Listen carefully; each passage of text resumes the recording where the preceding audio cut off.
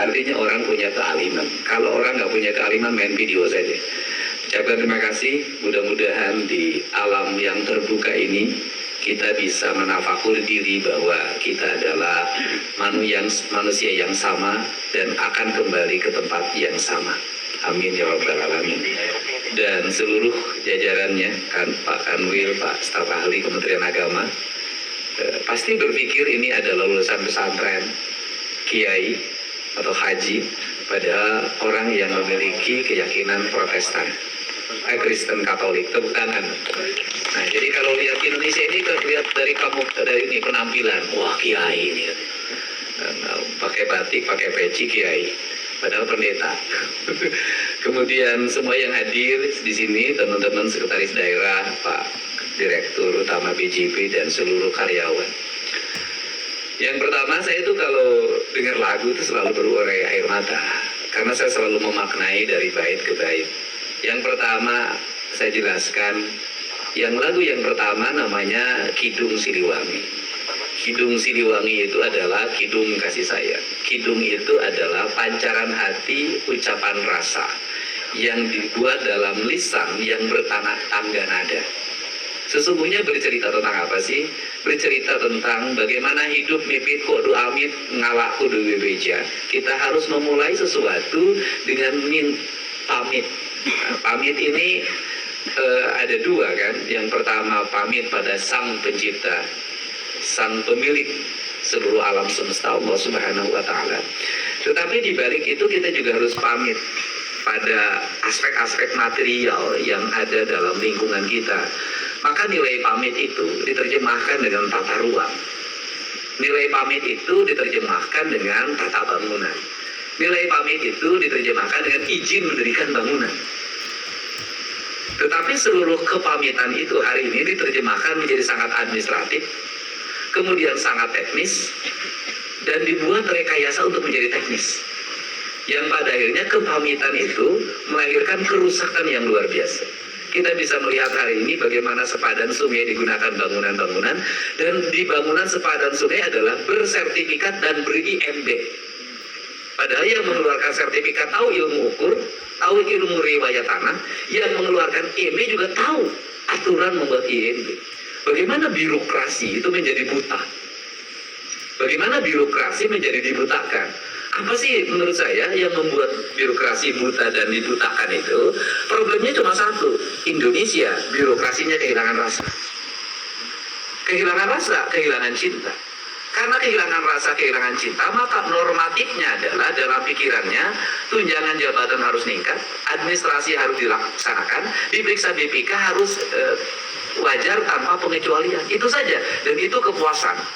Dan ritme birokrasi semuanya mati di situ. Karena mati di situ, saya melihat birokrasi yang mati rasa. Karena birokrasi yang mati rasa, nyaris birokrasi ini tidak melihat apa yang diinjak dan apa yang dituju. Karena tidak paham apa yang diinjak, apa yang dituju, maka bangsa akan kehilangan arah. Kalau bangsa kehilangan arah, maka akan lepas kendali. Siapa generasi yang lepas? Anak-anak kita. Anak-anak kita adalah sudah menjadi generasi yang lepas, dan itu lost generation, maka lahirlah generasi hari ini yang saya di barak militer kan. Nah, sesungguhnya mereka hasil karya siapa? Hasil karya kita semua yang menata pendidikan tidak berdasarkan rasa, menata birokrasi tidak berdasarkan rasa, membuat bangunan sekolah tidak berdasarkan rasa, membuat jalan tidak berdasarkan rasa, membuat trotoar tidak berdasarkan rasa, semuanya tidak berdasarkan rasa. Akhirnya lahirlah penghuni jagat Indonesia, manusia yang tanpa rasa dan perasaan. Dan ini adalah lonceng kematian. Karena lonceng kematian, saya selalu ingin membuat pendekatan, tidak pernah apel, tidak pernah apapun. Saya ajak dalam setiap waktu untuk masuk ke ruang terbuka, kita baca puisi, kita dengerin lagu, kita dengerin air, agar kita hidup kembali. Agar kita hidup kembali. Mari kita hidupkan sesuatu yang telah mati saat ini, agar kematian ini itu berubah menjadi kehidupan. Dan kita termasuk orang-orang yang dibangkitkan.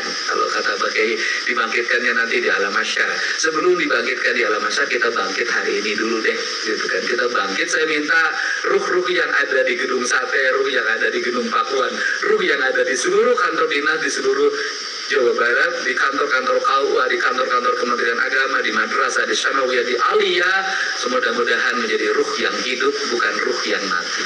Mudah-mudahan ini harapan saya. Nah, kemudian kedua, dan kemudian sebenarnya Kidung Sidewang itu bercerita tentang filsafat, tentang teologi.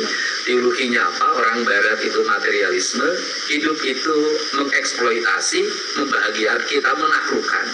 Nah, orang Timur hidup itu tidak ada eksploitasi, tidak ada koloni, yang ada adalah simbiosis mutualisme yang disebut dengan siliwangi, silih asa, silih asi, silih asuh, silih pikanya. Kalau bahasa Pak Direktur Bank Jabar, nu jauh orang dekekeun, geus deukeut orang layetkeun, geus layet orang pageutkeun, geus pageut silih wangikeun. Artinya apa?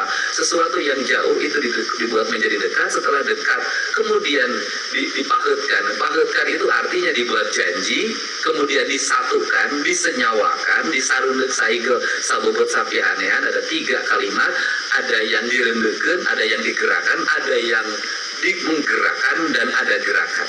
Ada yang digerakkan adalah artinya, ada yang digerakkan kita adalah yang digerakkan, yang menggerakkannya kemudian Allah, kemudian ada gerakannya adalah persenyawaan yang disebut dengan manunggaling kaula Gusti, kalau kata saya Sunan Kalijaga, yaitu ketika bersenyawa antara yang digerakkan dengan yang menggerakkan, sudah tidak ada pengakuan, hirup ukur sasamburan, awak ukur sasampaian, sariring-riring belum adi sarengkak saparipola. Itu dalam kaidah Sunda yang diwariskan oleh Kanjeng Prabu. Kata Pak Kiai nanti disampaikan, la haula wala quwata illa billah.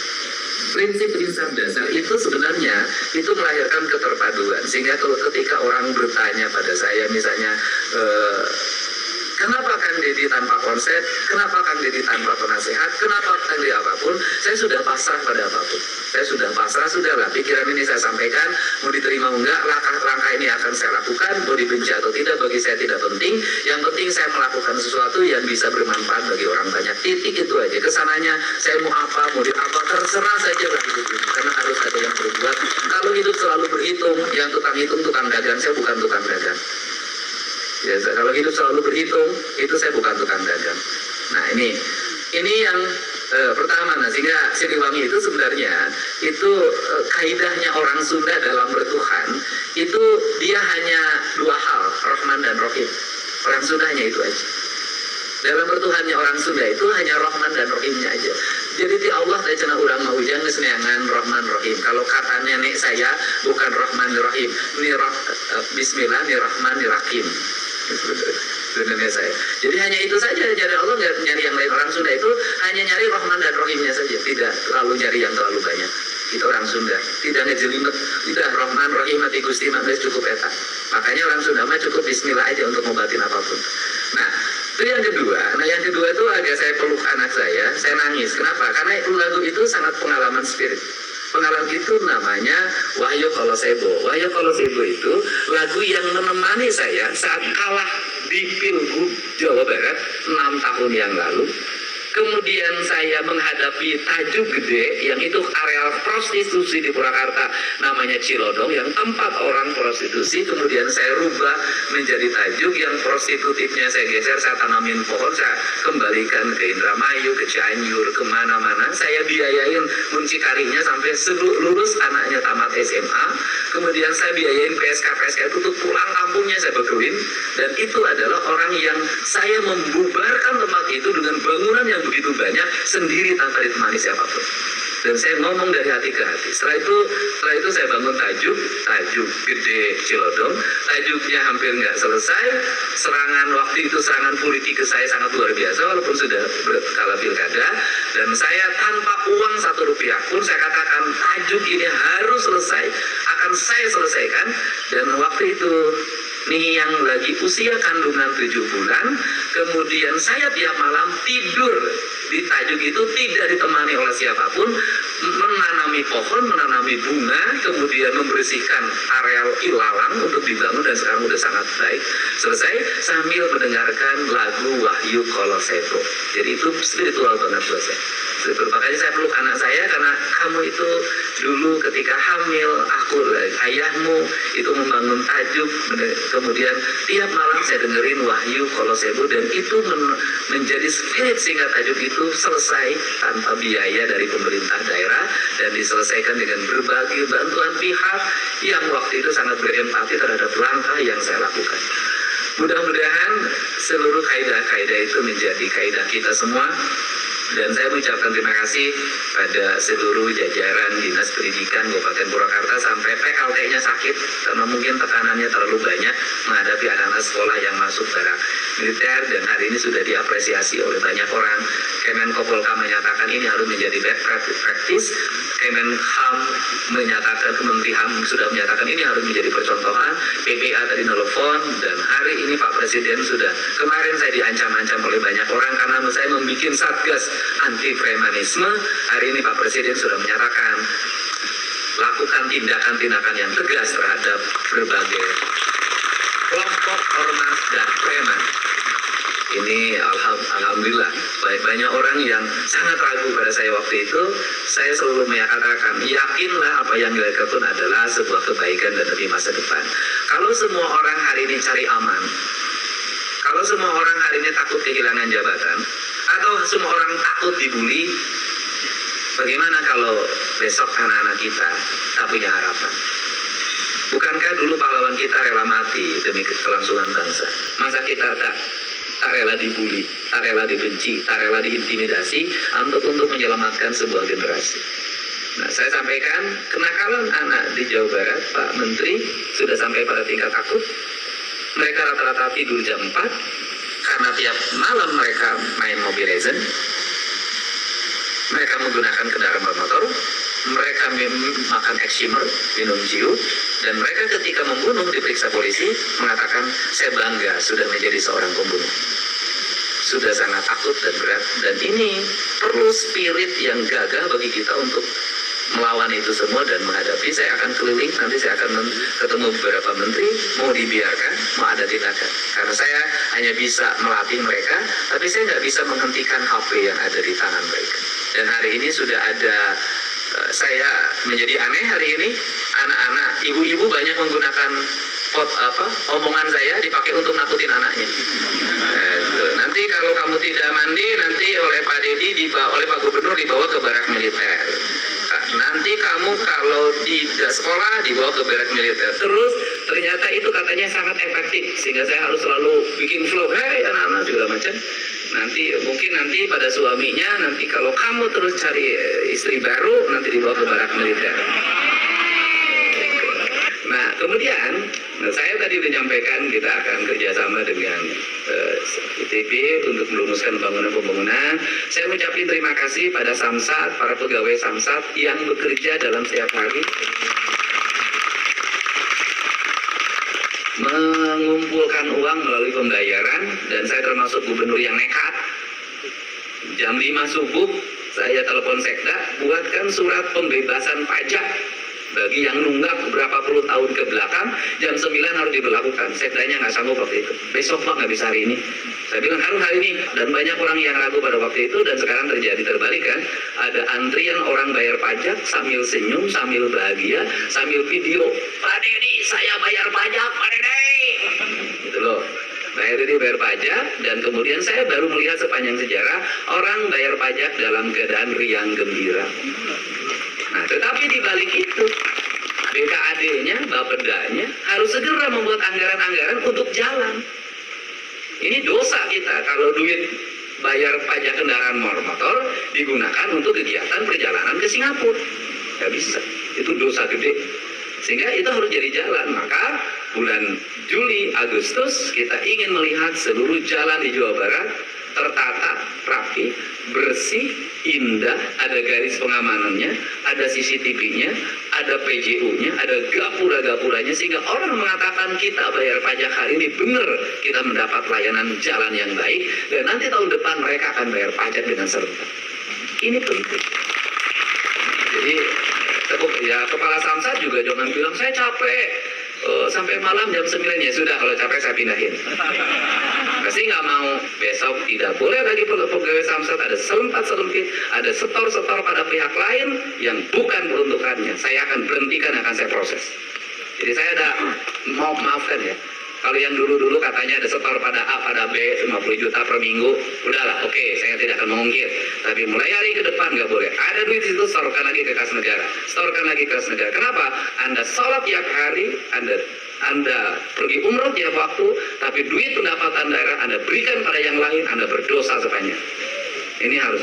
Dan nanti kita akan menggunakan sistem digital, semuanya akan tertata. Saya ingin pemerintahan ini baik. Ya, gitu. Tegak lurus, nggak usah mikirin gubernur, karena gubernurnya duda, tidak perlu dia rumah tangga. Nah, kemudian saya ucapkan terima kasih juga pada jajaran Bina Marga. Saya nitip pada PU Kepala UPTD, ya.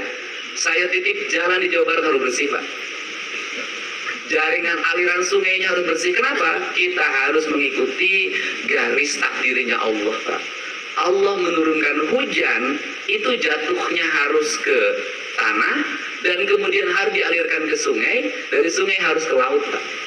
Tidak boleh dia muter di jalan. Jadi solehnya Kepala UPTD Bina Marga itu bukan hanya salatnya. Solehnya bukan hanya pergi umrohnya. Solehnya ketika jalan raya ketika hujan tidak ada kubangan. Jalan raya ketika hujan tidak banjir. Jalan raya ketika hujan drainase. Jalan raya saya ingin suatu saat melihat Kepala UPTD hujan-hujanan ngontrol jaringan drainase jalan, tidak ada sampah, dipastikan tidak ada jalan. Anda umroh tiap waktu, tiap malam tahajud, ada jalan bolong, orang lewat jatuh dari situ meninggal karena jalan berlubang itu, kemudian meninggal karena anak yatim yang besok tidak terbiayai, Anda berdosa. Di luar negeri Anda bisa digugat di class action dan minta ganti rugi. Saya tidak boleh di Jawa Barat begitu. Ada jalan bolong, Anda bertindak. Kalau tidak ada duitnya, tidak ada, bilang sama saya. Pasti saya perbaiki waktu itu juga. Ini penting, Pak. Ini berjihad kita ini. Nah, ini penting. Nah, kemudian yang berikutnya kan berikutnya Dinas Kesehatan harus mulai diarahkan bagaimana rakyat tidak usah berobat ke rumah sakit. Bagaimana rakyat tidak pergi ke puskesmas, bagaimana rakyat tidak dirawat, bagaimana bangun pola hidup masyarakat yang sehat dari sejak sekarang. Saya tanpa melebihi apapun ya, semuanya karunia Allah. Saya sudah 20 tahun tidak minum obat, tidak pernah ke dokter, dan selalu sehat. Sampai ditanya, stimulusnya apa? Suplemennya ada? Enggak ada. Saya makan sebagaimana biasa orang, bahkan makan saya dikurangi dibanding orang lain. Stimulusnya cuma satu, saya merdeka. Dan dia kalau ditanya, ya apa sih bahagia saya? Inilah bahagia saya. Saya selalu begini, tiap hari nyapu, keliling, ya, tiap hari saya galak kalau pagi-pagi. Kapan jadi mulia sombong? Jam 5 pagi sampai jam 8. Itu sombong. Sombongnya bagaimana? Tidak boleh diganggu. Jalan kaki, olahraga sendiri, naik sepeda sendiri, tidak boleh diganggu. Tadi pagi ada yang dimarahin sama saya. Kenapa? Saya tidak boleh. Ini waktu saya. Di luar itu saya sudah milik semua. Milik diri saya sendiri adalah jam 5 sampai jam 8 pagi. Itu milik saya sendiri. Tidak ada milik orang lain. Kenapa? Bagi saya boleh menyayangi orang lain, saya boleh menyayangi Radio Barat, tapi saya tidak mungkin bisa menyayangi Radio Barat apabila badan saya sakit. Maka saya harus menyayangi diri saya sendiri. Saya harus memanjakan mata saya, memanjakan telinga saya, memanjakan hidung saya, memanjakan keheningan saya. Jadi hiburan saya cuma satu, hening sudah hiburan saya. Itu hening, jadi keheningan bagi saya adalah hiburan yang utama. Jadi makanya tempat ini ditata dengan baik, daripada saya pergi ke Bali bayar, pergi ke Puncak bayar, lebih baik di sini saja. Sini bisa ada ikan, tinggal ngambil, ke depan tinggal jalan, dan saya bisa mendidik anak saya dengan pola lain. Itu saja, mudah-mudahan pertemuan yang berbahagia, bermanfaat, dan ke depan kita memiliki spirit yang sama, bahwa Jawa Barat, tanah gemah ripah repeh rapi, mudah-mudahan bisa terwujud dengan gagasan dan pikiran yang dimulai dengan langkah-langkah yang penuh dengan keyakinan. Tidak ada yang bisa mengalahkan sebuah keyakinan. Ilmu banyak, ragu tidak akan berhasil. Harta banyak, ragu tidak akan berhasil. Pasukan banyak, ragu tidak akan berhasil. Tapi sendiri punya keyakinan bisa mengalahkan ribuan pasukan. Itu saya yakin. Apalagi saya didukung oleh para kepala OPD yang lulusan ITB, lulusan IPDN, rata-rata doktor, Unpad, Saya sama lulusan STH Purnawarman Purwakarta yang sekolahnya juga sudah bubar sekarang. Masa gubernurnya lulusan STH yang ITB tidak lebih hebat dari saya. Gitu. Jadi ya, tapi rata-rata ya kepala dinas semuanya walaupun lulusan apapun penyakitnya hiji borangan gitu.